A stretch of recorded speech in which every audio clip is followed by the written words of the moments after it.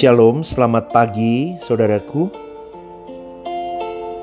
Tanpa disadari banyak orang Kristen memperlakukan Allah belum pantas. Saya ngomong begini karena saya merefleksi hidup saya sendiri pribadi. Dulu saya sering melakukan itu. Kenapa bisa tidak pantas memperlakukan Tuhan dalam hidup kita? Tahu gak saudaraku? Karena kita sudah dipengaruhi oleh dunia di sekitar kita. Bagaimana orang-orang beragama memperlakukan ilah Allah atau keyakinan-keyakinan dari agama-agama suku memperlakukan ilah atau dewa-dewanya. Akibat dari pola sikap dan perilaku orang di sekitar kita terhadap ilah, Allah atau dewanya itu, kita terpengaruhi. Itu yang membangun cara berpikir yang kemudian dikonkretkan dalam hidup kita, sikap kita kepada sesembahan. Dan sikap itu kita kenakan dalam kita berhubungan dengan Elohim Yahweh.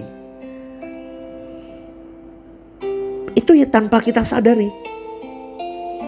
Saya mulai merenungkan ini dan saya mulai mendapatkan benar ya.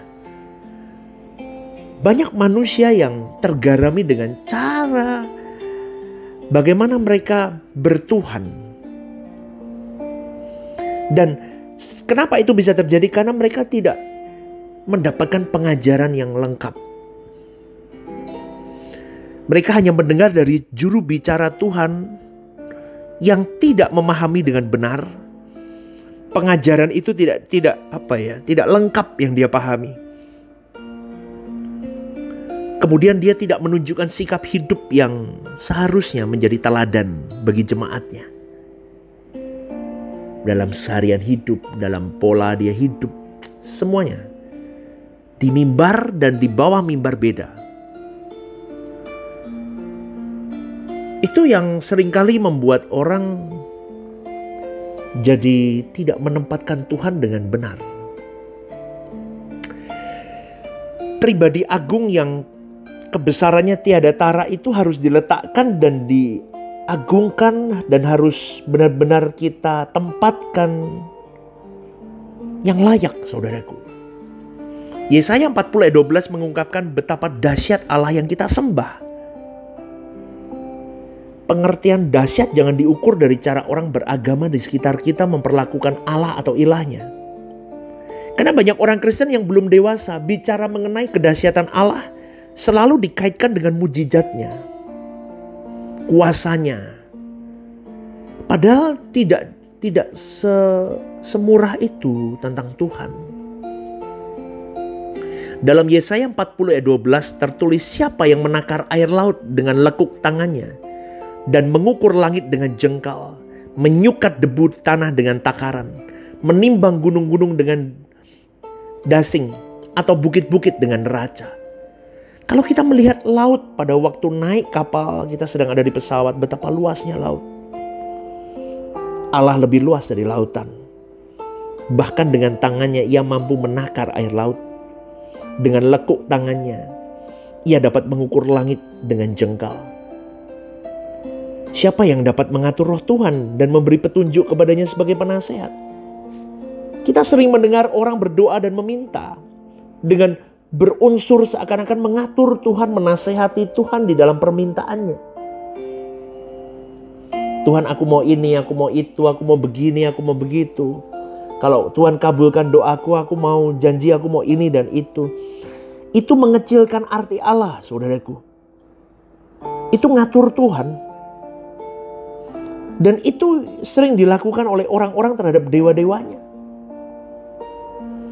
Di dalamnya ada unsur transaksional dalam berinteraksi dengan Allah. Jangan lakukan Allah seperti itu. Tetapi ironisnya justru hal ini terjadi pada orang Kristen. Khususnya mereka yang bisa berbicara cakap mengenai Allah. Bertindak seakan-akan itu kehendak Allah. Bertindak seakan-akan dalam persetujuan Allah. Secara tidak langsung dia mau mengatur, menasehati Tuhan dengan tindakan itu. Sedih, saudaraku. Maka jangan kau merasa dengan kau menyanyi, bermain musik, dengan semuanya, sehebat apapun yang kau lakukan, itu berarti kau sudah memberikan persembahan untuk menyenangkan hati Tuhan. Belum, saudaraku. Belum. Bukan berarti juga itu bukan tidak menyenangkan hati Tuhan. Tapi kita harus tahu ada yang lebih yang harus kita tahu dan harus kita lakukan untuk merajut senyum Tuhan. Yaitu apa? Hari-hari hidup.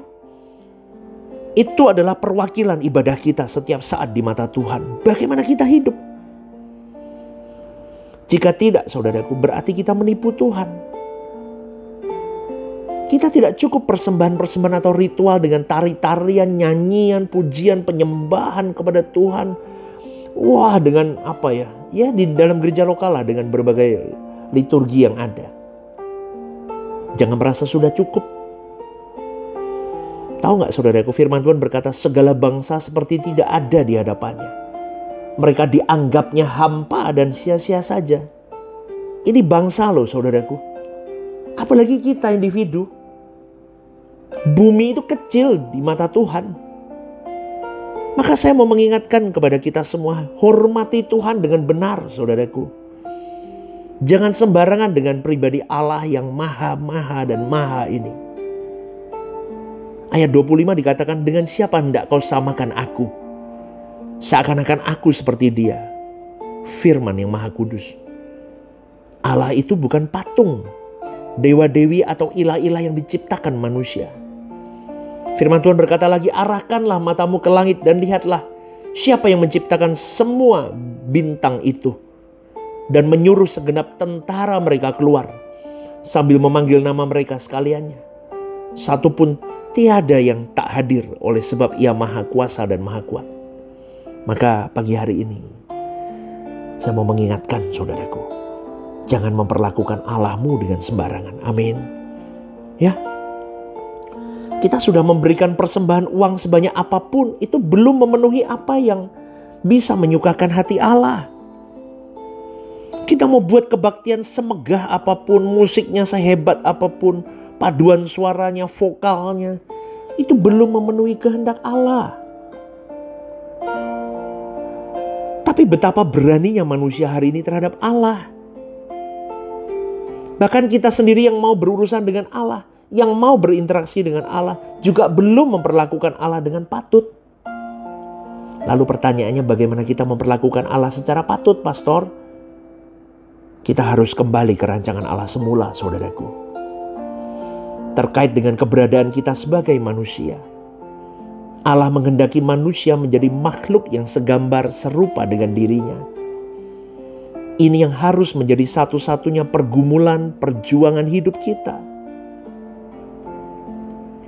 Supaya sebelum kita meninggal dunia, kita sudah dipandang sebagai seseorang yang berkeadaan segambar serupa dengan Allah. Itulah sebabnya Allah tidak segan-segan memberikan putra tunggalnya, Tuhan Yesus Kristus. Selain untuk menebus dosa manusia, dia juga menjadi model dari manusia yang Allah inginkan. Maka korban yang berkenan kepada Allah yang dikehendaki adalah ketika hidupnya dihidupkan dalam diri kita. Ketika hidup Yesus itu hidup dalam hidup kita.